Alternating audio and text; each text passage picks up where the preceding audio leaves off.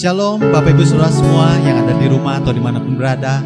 Saya percaya pagi hari ini sukacita Tuhan selalu ada bersama-sama dengan kita, amin. Mari pada pagi hari ini saya mau ajak saudara semua kita sama-sama menyembah Tuhan. Mari kita datang dalam hadirat Tuhan pagi hari ini. Terima kasih Tuhan. Bapa, kami bersyukur Kau yang selalu ada bersama-sama dengan kami Tuhan. Kami bersyukur Tuhan, Kau yang memberikan kami seorang penolong Tuhan. Roh Kudus-Mu Tuhan, Kau yang berikan bagi kami. Pagi hari ini Tuhan, kami mau naikkan syukur kami. Kami membawa sembah kami buat Engkau, sebab hanya Engkau yang layak, hanya Engkau saja yang suci. Terima kasih Yesus.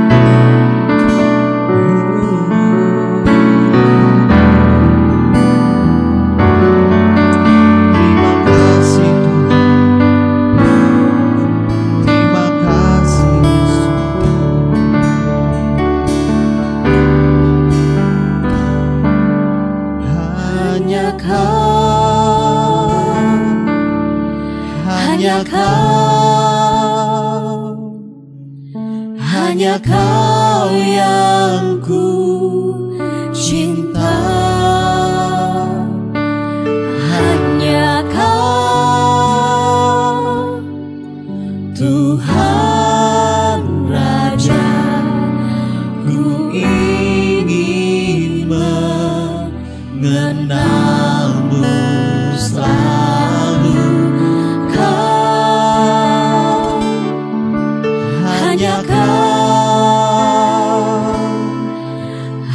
Kau yang ku sembah. Suci, suci, layak, Engkau layak. Sungguh ku cinta.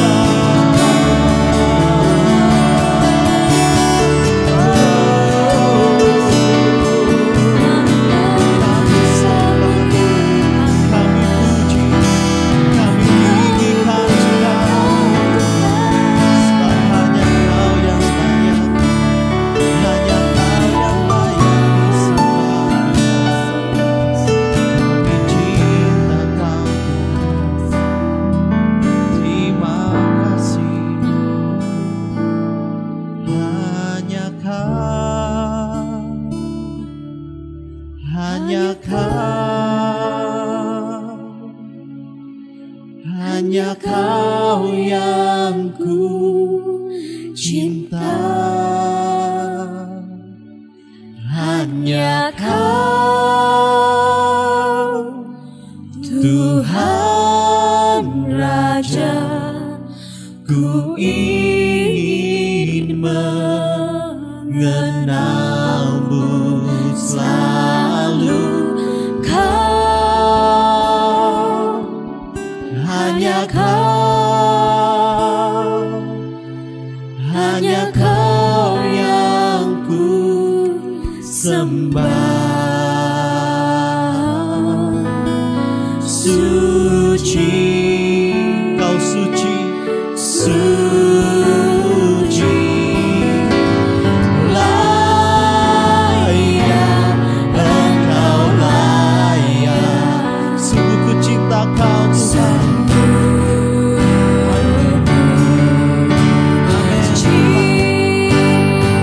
Mari lagi angkat suaramu. Hanya Kau Tuhan.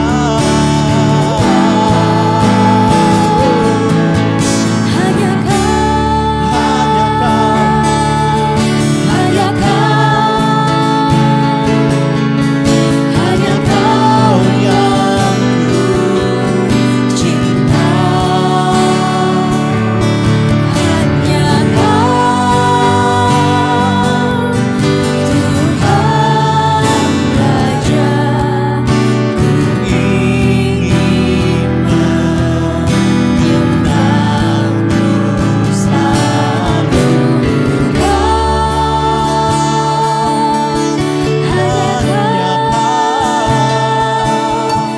Hanya Kau yang ku sembah. Suci, suci, layak, Engkau layak. Sungguh cinta. Katakan sungguh ku cinta Kau. Sungguh ku cinta Kau. Sungguh ku cinta Kau Tuhan. Sungguh Ku cinta Kau. Terima kasih Tuhan. Kau yang pulihkan setiap hati. Kau yang beri kekuatan baru. Kau yang ubahkan kami. Terima kasih Yesus. Terima kasih. Kami bersyukur. Kami bersyukur Tuhan. Terima kasih Tuhan. Inilah sembah kami. Inilah sembah kami.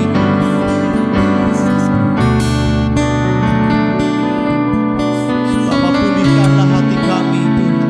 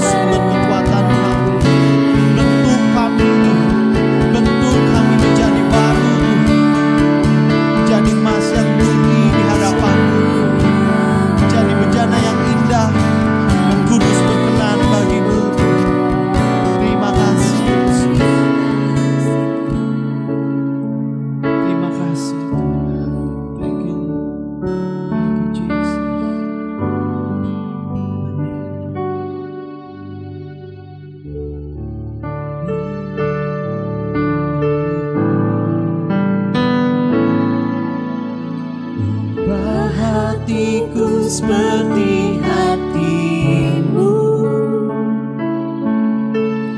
Kudus berkenan bagimu, bagaikan emas yang murni, bentuk hatiku selalu. Ku menjadi ciptaan baru, bebas dari semua yang jahat. Bebas dari semua yang jahat. Serupa dengan gambarmu, sucikan ku, kuduskan hatiku. Tuhan, Ubah hatiku seperti hatimu. Amin. Kudus berkenan bagimu, bagaikan emas yang murni, bentuk hatiku selalu. Ku menjadi ciptaan baru, bebas dari semua yang jahat. Serupa dengan gambarmu Tuhan, serupa dengan gambarmu. sucikan ku, kuduskan hatiku. Ubah hatiku seperti hatimu. Kami mau diubahkan Tuhan. Inilah hidup kami Tuhan. Bentuk kami pada masa ini Tuhan. Bagaikan emas yang murni, Bentuk hatiku selalu. Ku menjadi ciptaan baru, bebas dari semua yang jahat. Serupa dengan gambarmu, sucikan ku, kuduskan hatiku, Tuhan.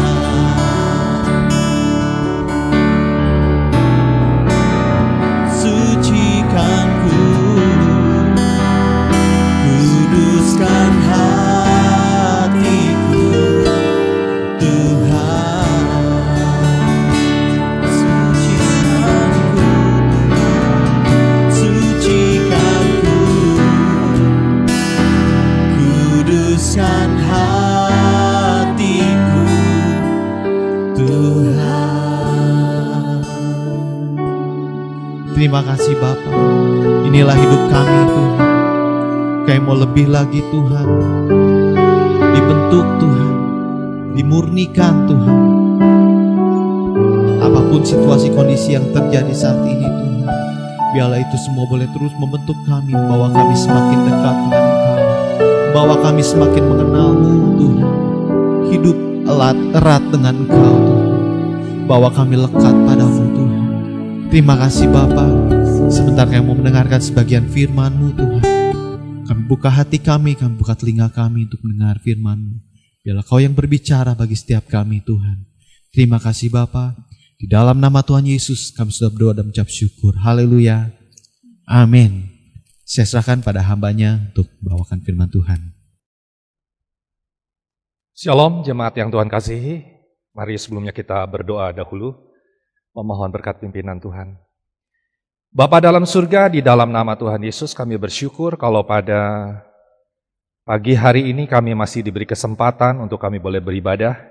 Kami mohon berkat pimpinan Roh Kudus, berikanlah hikmat Tuhan, apa yang perlu Tuhan kami dengar, isi hatimu, bagi setiap kami semua, jemaat-Mu, gereja-Mu, Gereja Kristen Vision, bahkan bagi siapapun Tuhan yang melihat, yang mendengar, kiranya Engkau yang memberkati Tuhan. Terpuji nama-Mu, di dalam nama Tuhan Yesus kami berdoa. Amin. Jemaat yang Tuhan kasihi, kita bersyukur kita boleh beribadah kembali pada saat ini. Firman yang ingin saya sampaikan pada saat ini, temanya metamorfosis sempurna. Metamorfosis sempurna. Ayat yang kita akan baca dalam Matius 5 ayat yang ke-48. Yesus berkata, "Jadilah kamu sempurna sama seperti Bapamu di surga sempurna." Jadilah kamu sempurna sama seperti Bapamu di surga sempurna. Apakah ini adalah satu hal yang mustahil?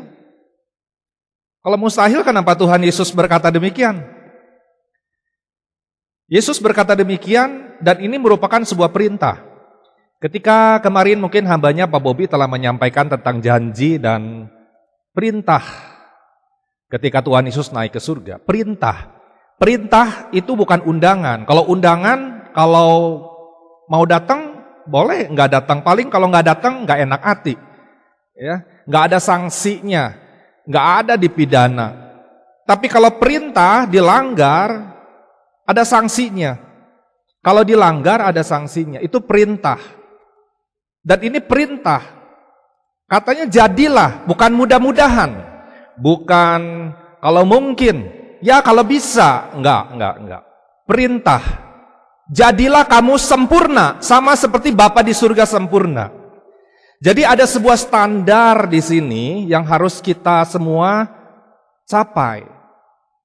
Ya, yang semua harus kita capai. Jelas kalau kita berpikir, mustahil, nggak mungkin sempurna. Kita kan manusia, punya kelemahan, kita nggak punya, kita tidak ada manusia yang sempurna. Betul, tidak ada manusia yang sempurna.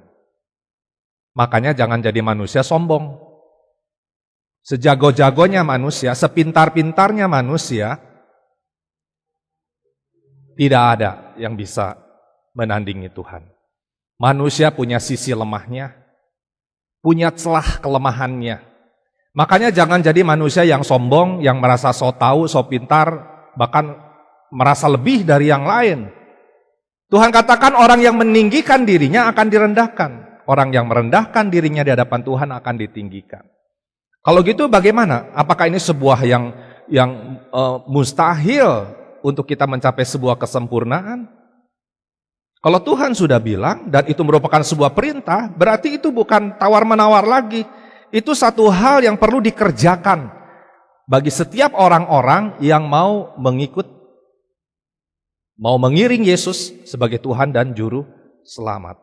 Nah, sebelumnya jemaat yang Tuhan kasihi, kita berbicara, mengapa ya jadi banyak orang-orang Kristen atau pengikut-pengikut Tuhan yang kehidupannya tidak bisa mencapai sebuah perubahan yang signifikan, tidak bisa mencapai sebuah perubahan yang berarti. Mengapa? Saya pelajari tentang metamorfosis atau metamorfosa. Kita tahu kalau berbicara tentang metamorfosa, kita ingat adalah sejenis serangga, yaitu kupu-kupu. Ya, kita tahu. Setelah saya lihat, saya pelajari, ternyata metamorfosis ini ada dua hal. Ternyata ada metamorfosis sempurna dan metamorfosis yang tidak sempurna. Apa bedanya? Metamorfosis yang sempurna dan yang tidak sempurna.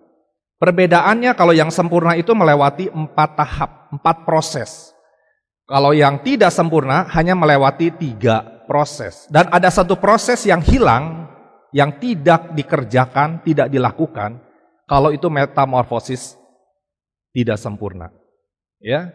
Jadi kalau yang tidak sempurna itu hanya dari telur langsung jadi nimfa, ya, nimfa sejenis, dia mulai berkembang dari telur pecah, namanya disebut nimfa. Dan nimfa langsung menjadi imago atau dewasa. Jadi dewasa. Tapi kalau yang sempurna, dari telur dia menjadi larva, akhirnya menjadi pupa atau kepompong. Kita tahu ya, kepompong. Dan dari kepompong baru jadi imago, dan jadi dewasa. Nah, ada satu proses yang hilang, yaitu pupa atau menjadi kepompong. Ini yang tidak dikerjakan oleh metamorfosis tidak sempurna. Ya. Terus perbedaan yang lain lagi apa? Kalau metamorfosis tidak sempurna, dia ketika jadi telur, langsung setelah pecah telur itu, dia membentuk sebuah nimfa, yang bentuknya itu lama-kelamaan menjadi semakin besar, menjadi dewasa, dan perubahannya nggak signifikan. Jadi ketika telur itu pecah, contoh telur kecoa ini tidak sempurna, dia metamorfosisnya. Ketika kecoa ini pecah telurnya, dia bentuknya itu seperti kecoa kecil. Lama-lama besar, tapi kelihatannya seperti kecoa sama. Begitu, akhirnya menjadi besar. Jadi nggak ada perubahan yang signifikan. Dan yang luar biasanya, perubahan yang signifikan itu terjadi ketika melewati sebuah metamorfosis sempurna. Yaitu ketika telur ini akhirnya pecah menjadi larva. Ya, atau kalau boleh bilang menjadi seperti kalau kupu-kupu itu dia menjadi ulat, dari telur menjadi ulat, dan ulat ini menjadi semakin besar, makin besar, dan akhirnya kita tahu ada satu proses, yaitu menjadi kepompong atau menjadi pupa. Membutuhkan waktu yang lama, dan akhirnya dari kepompong ini keluar, bentuknya berbeda. Ulat sama kupu-kupu itu berbeda. Ya, yang satu itu perusak, yang satu itu makan daun-daun, ya. Tapi kalau kupu-kupu kelihatannya juga udah indah, dan kupu-kupu ini hidupnya menjadi berkat, ya, karena dia melakukan satu proses kawin silang. Dia isap bunga di sini, serbuk sarinya kena, dia hinggap lagi di tempat yang lain, akhirnya terjadi kawin silang antara bunga yang satu dengan bunga yang lain, sehingga menciptakan keindahan beraneka ragam bunga yang terjadi. Nah, itulah semestinya kehidupan anak-anak Tuhan. Kehidupan anak-anak Tuhan harus melewati sebuah proses, yaitu menjadi sebuah kepompong. Ini yang tidak terjadi ketika proses metamorfosis tidak sempurna. Dan ini arti rohaninya apa sih? Kebanyakan anak-anak Tuhan atau orang-orang yang menyebutnya dirinya sebagai pengikut Kristus, kalau dia tidak mengalami sebuah metamorfosis sempurna, maka kehidupannya ketika dia bertobat sampai bertahun-tahun, dia tidak mengalami sebuah perubahan karakter seperti Kristus. Gaya hidupnya ya seperti begitu, cara bicaranya seperti begitu, cara berpikirnya seperti begitu, ya. Tidak mengalami sebuah perubahan. Kehadirannya tidak bisa menjadi berkat bagi banyak orang. Kehadirannya tidak memberikan sebuah damai sejahtera bagi banyak orang. Jemaat yang Tuhan kasihi, ini hal penting. Ketika kita mati, Tuhan tidak tanya apa yang kita bawa. Seperti Ayub katakan, aku lahir dengan telanjang, aku akan kembali kepada Tuhan juga dengan telanjang. Gak ada sesuatu yang kita akan bawa kecuali kita bawa hati kita. Nah, hati ini sudah berubah belum? Sifat kita sudah berubah belum? Berubah tidak seperti Kristus. Jadilah kamu sempurna seperti Bapa di surga sempurna. Itu bukan undangan, itu perintah. Seperti begitukah? Ayat-ayatnya di atas pasal 5 dikatakan, ayat 20 saja di sana dikatakan. Yesus berkata, kalau hidup keagamaanmu tidak lebih benar, sekali lagi tidak lebih benar dari orang-orang Farisi dan ahli Taurat, engkau tidak akan masuk kerajaan surga. Engkau tidak akan masuk kerajaan surga. Artinya apa? Kalau hidup keagamaan kita tidak lebih benar gimana ya?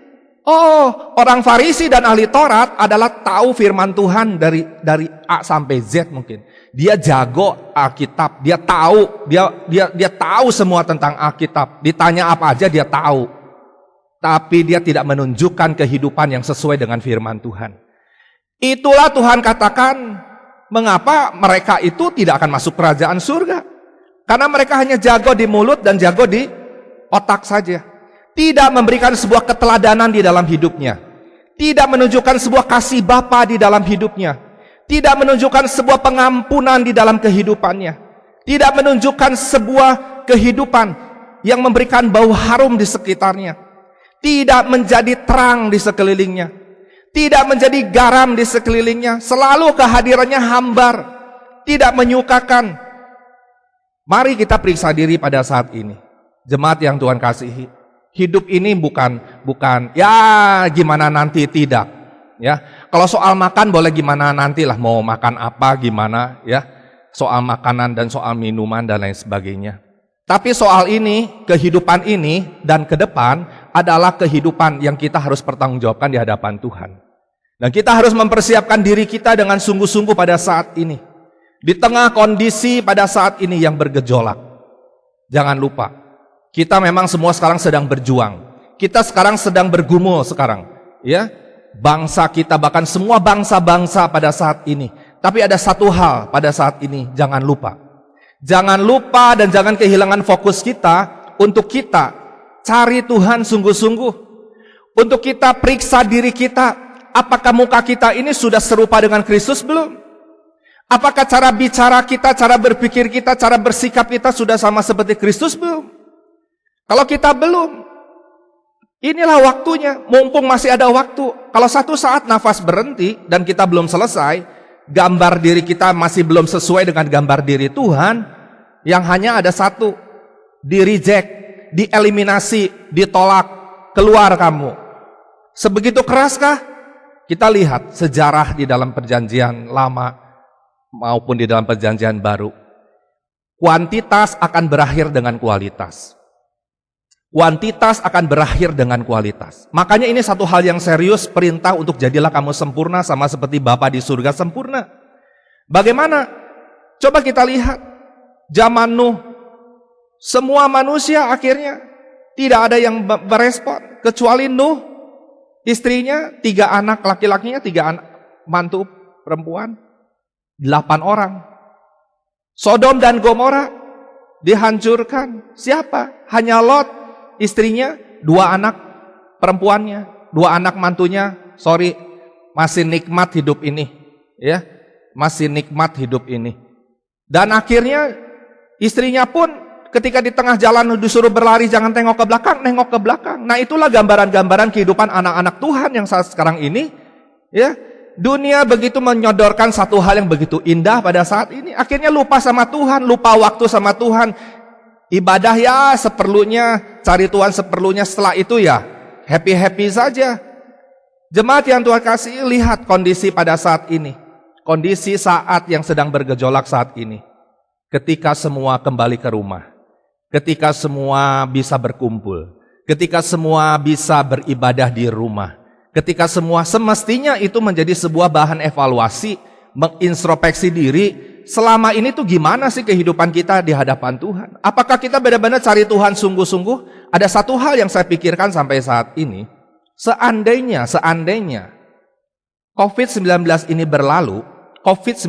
berlalu, kalau saat ini kita lihat fenomena-fenomena orang-orang cari Tuhan sungguh-sungguh, mereka beribadah bahkan di tengah-tengah jalan, mereka sujud, mereka mengangkat tangan, menyanyikan doa-doa dan pujian kepada Tuhan. Mereka begitu mencari Tuhan. Kita lihat fenomena seperti itu ya di berbagai macam tempat. Nanti kalau sudah selesai COVID-19 ini, kalau itu selesai, kalau selesai COVID-19 ini, masihkah hati ini tetap merendahkan diri, berbalik mencari Tuhan dengan sungguh-sungguh?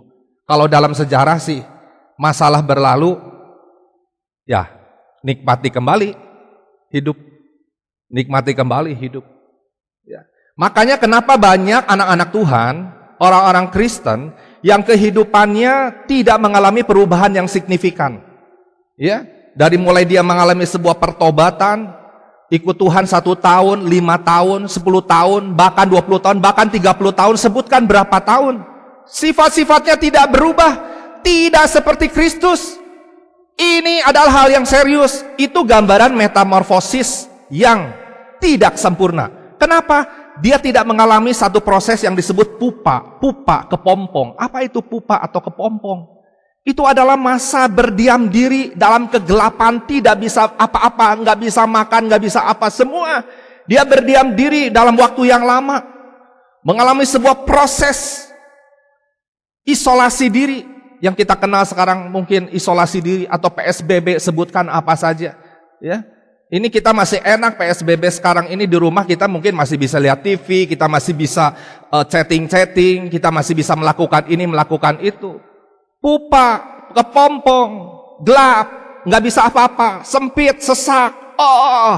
Saat-saat itulah kalau kita belum pernah mencapai sebuah peremukan daging ini. Apa itu peremukan daging? Bahasa Alkitabnya sih menyangkal diri, pikul salib.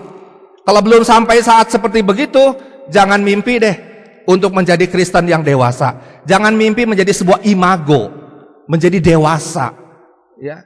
Nah, ini adalah hal yang penting yang perlu kita lihat di dalam diri kita pada saat ini. Siap nggak kita melewati sebuah proses yang disebut dengan sebuah pupa atau kepompong? Metamorfosis tidak sempurna, tidak melewati itu. Dia maunya jalan cepat, makanya nggak ada perubahan. Kalau kita lihat telur kecoa, akhirnya dia menjadi nimfa, dia itu udah bentuknya seperti kecoa. Cuman lama-lama makin besar, ya tetap aja kayak kecoa, seperti begitu. Nggak ada perubahan yang signifikan. Tapi metamorfosis yang sempurna itu luar biasa. Dari telur jadi ulat, dan ulat akhirnya jadi kepompong, dan kepompong ini akhirnya ditunggu, akhirnya mulai keluar sayapnya. Indahnya warna-warni dari sayap kupu-kupu itu, dan akhirnya kupu-kupu ini menjadi berkat, ya, untuk kawin silang dari bunga-bunga satu dengan bunga yang lain.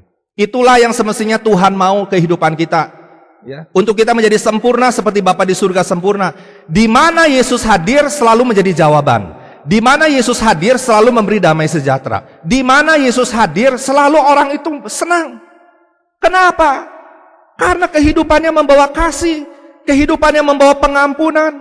Ya, tidak seperti orang yang bawa batu, rajam saja ini sudah berzina. Yesus tidak.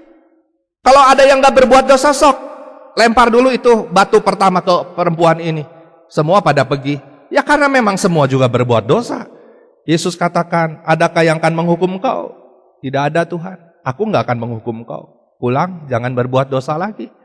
Itu kasih, itu pengampunan. Di mana Yesus hadir selalu menjadi jawaban, menjadi berkat, membawa sukacita, membawa damai sejahtera. Kecuali bagi orang yang iri hati, bagi orang yang benci, bagi orang yang gak suka sama Yesus. Kenapa gak suka? Takut kehilangan tahta, takut kehilangan pamor, ya, karena Yesus mulai melakukan mujizat dan banyak hal dilakukan.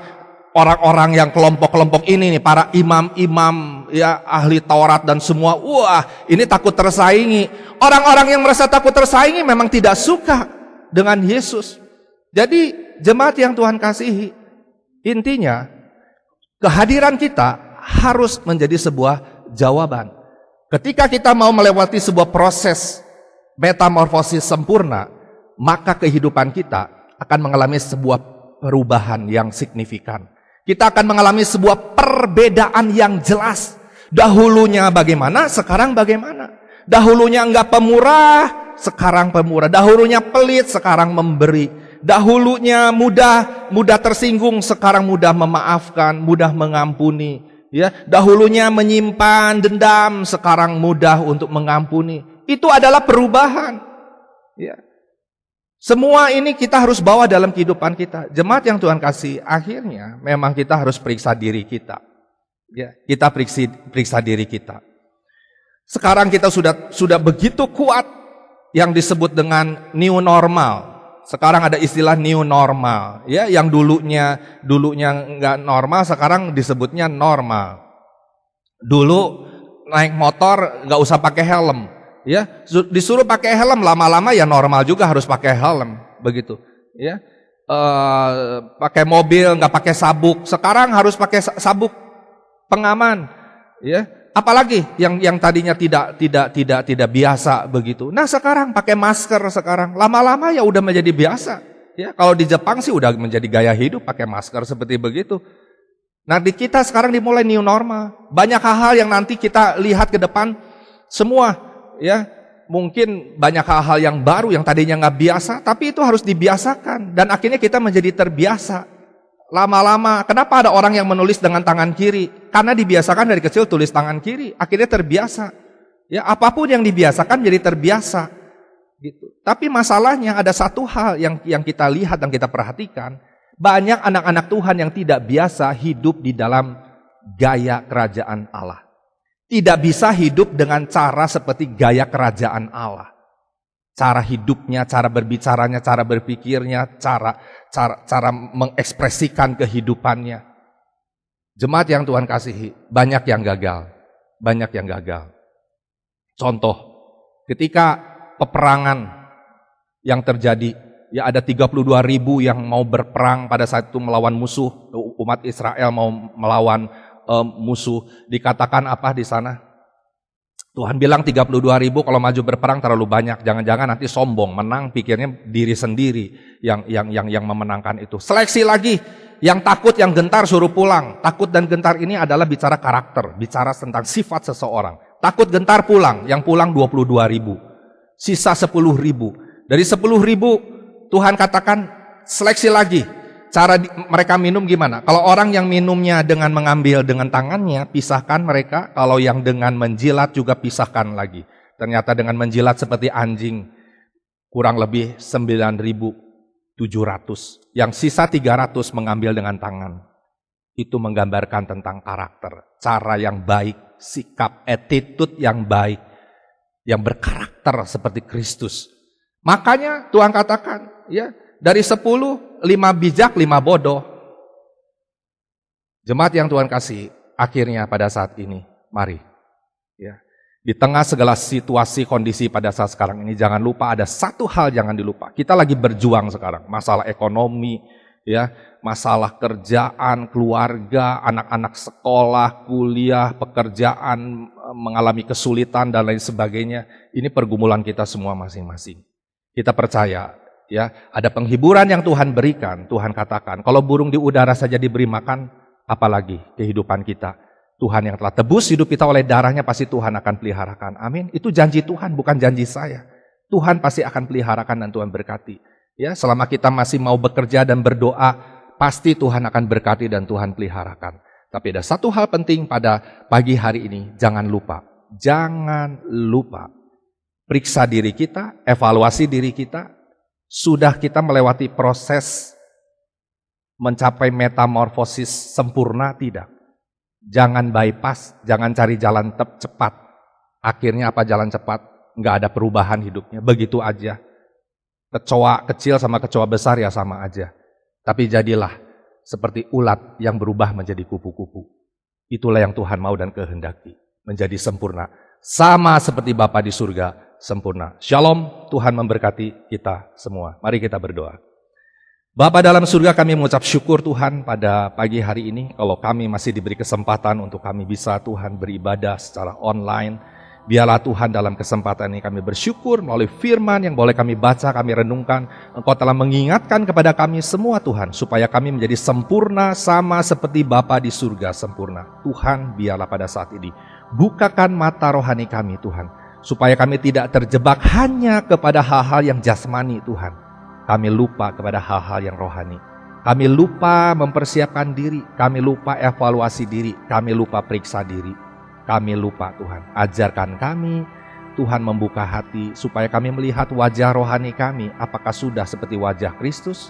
Sifat-sifat dan karakternya Tuhan, biarlah oleh Roh Kudus-Mu Engkau tolong, pimpin, bawa kami semua kepada segala kebenaran Tuhan.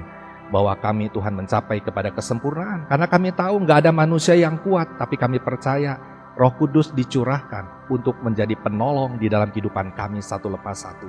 Dan kami percaya Tuhan bukan kuat, bukan gagah kami, tapi oleh Roh-Mu Tuhan, oleh Roh Kudus-Mu, Tuhan akan menolong dan menuntun setiap langkah kami mencapai kepada kesempurnaan. Segala puji syukur Tuhan, kami berikan doa ini, berkati bagi jemaat-Mu Tuhan. Di tengah segala kondisi apapun pada saat ini Tuhan, Engkau tidak pernah meninggalkan Tuhan. Bahwa Engkau adalah Allah yang setia, bahwa Engkau Allah yang menyertai sampai kepada kesudahan zaman Tuhan. Di tengah segala kegelisahan, kekhawatiran Tuhan, kami menyerahkan semua ini ke dalam tangan Engkau. Tuhan, Engkau yang memegang kendali di dalam setiap situasi keadaan. Memegang kendali semua keluarga kami, memegang kendali semua usaha pekerjaan kami, memegang kendali Tuhan bahkan atas kota dan bangsa kami Tuhan, atas pemerintahan Tuhan, semua Tuhan. Bapa, Engkau Tuhan turut campur tangan, sehingga apapun yang menjadi masalah dan pergumulan Tuhan, kami percaya bahwa Tuhan akan memberikan jalan keluar. Bapa, kiranya Kau curahkan berkat-Mu di dalam kehidupan kami semua. Terima kasih Bapa, terima kasih Tuhan. Berkati bagi jemaat-Mu, kalau ada yang lemah Tuhan kuatkan, kalau ada yang sakit Tuhan dimanapun berada, jamah Tuhan dalam nama Tuhan Yesus. Kalau ada yang sedang bergumul Tuhan, Kau memberikan jalan keluar dan memberkati bagi setiap jemaat-Mu. Mari kita mengangkat tangan pada saat ini. Ketika kita mengangkat tangan, kita percaya bahwa Tuhan akan mengulurkan tangannya pada saat ini. Dan kiranya Tuhan yang akan memberkati kita semua pada saat ini. Tuhan memberkati dan melindungi engkau. Tuhan menyinari engkau dengan wajahnya, memberi kau kasih karunia. Dan Tuhan berkenan menghadapkan wajahnya kepadamu, memberi shalom, damai sejahtera. Terimalah di dalam nama Tuhan Yesus. Semua kita yang percaya kita sambut katakan amin.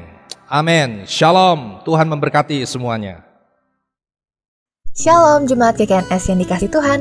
Kembali lagi dalam Good News edisi Minggu 24 Mei 2020. Suara Gembala hari ini berjudul Berubah Karena Kuasa Allah. Allah memiliki rencana dan cara tersendiri bagi setiap orang yang akan dipakainya memiliki tujuan, yakni untuk menyatakan kemuliaannya. Seringkali rencananya berbeda dengan rencana manusia. Perbedaan ini membuat perubahan pada diri orang yang akan dipakainya. Oleh sebab itu, orang yang mau dipakainya harus mengalami perubahan hidup. Tidak hanya perubahan pola pikir, tetapi berubah dalam masalah tujuan hidup, berubah dalam kepercayaan dan cara hidup. Paulus merupakan salah satu orang yang telah dipilih Allah untuk dipakainya. Oleh sebab itu, dalam hidupnya, Paulus banyak mengalami perubahan, berawal dari seorang penganiaya pengikut Kristus hingga menjadi seorang rasul yang dipakai luar biasa oleh Allah. Karya Allah dalam diri Paulus sangatlah sempurna dan benar-benar luar biasa perkiraan manusia. Siapa yang menyangka kalau Paulus akan dipakai oleh Tuhan sebagai alatnya yang luar biasa. Tercatat bahwa Paulus datang ke Damsyik dengan membawa surat kuasa dari imam besar untuk menganiaya jemaat Tuhan. Dia datang bersama dengan teman-temannya, akan tetapi nampaknya kekuasaan yang dibawa Saulus tidak mampu melawan kuasa Allah yang menghadangnya di tengah jalan. Kuasa Allah telah memalingkan Saulus dari tujuan semula. Kuasa Allah sanggup mengubah hidup Paulus. Seseorang yang penuh keberanian datang ke Damsyik untuk menganiaya tertunduk di bawah kaki Tuhan Yesus dan menjadi alatnya. Orientasi hidup Paulus berubah ketika kuasa Allah menjamahnya di Damsyik.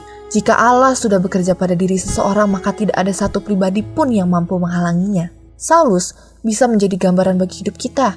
Seringkali kita merasa bangga dengan kemampuan yang kita miliki, seolah-olah kita memiliki kuasa yang besar yang tidak akan mampu dihalangi oleh siapapun. Oleh sebab itu, kita membuat rencana untuk hidup kita tanpa melibatkan pribadi yang lebih berkuasa. Dan jika itu kita lakukan, maka di ujung jalan kehidupan kita akan berhadapan dengan kuasa Allah yang akan mengubah semuanya. Perubahan hidup seseorang bukan hanya tercipta oleh kuasa Allah, akan tetapi juga oleh faktor lingkungan turut berperan. Perlu adanya orang yang percaya, yang mau dipakai oleh Allah menjadi agen perubah. Perubahan tidak mungkin terjadi dengan baik tanpa pertolongan saudara seiman. Sebagai umat Tuhan, kita tidak boleh menjadi penghalang bagi seseorang untuk bertobat dan dipakainya menjadi alatnya. Ingatlah, kita juga menjadi penentu bagi perubahan hidup seseorang melalui kesaksian hidup dan keterbukaan untuk menerima orang lain.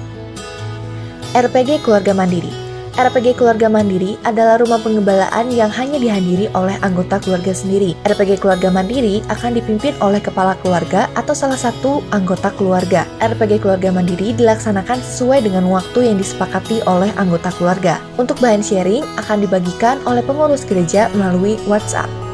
Bagi jemaat yang terbeban untuk mendukung pelayanan GKNS, dapat mentransferkan melalui rekening yang tertera di deskripsi berikut ini. Terima kasih telah mengikuti ibadah online GKNS Pusat hari ini. Shalom Aleichem, damai sejahtera menyertaimu. Tuhan Yesus memberkati.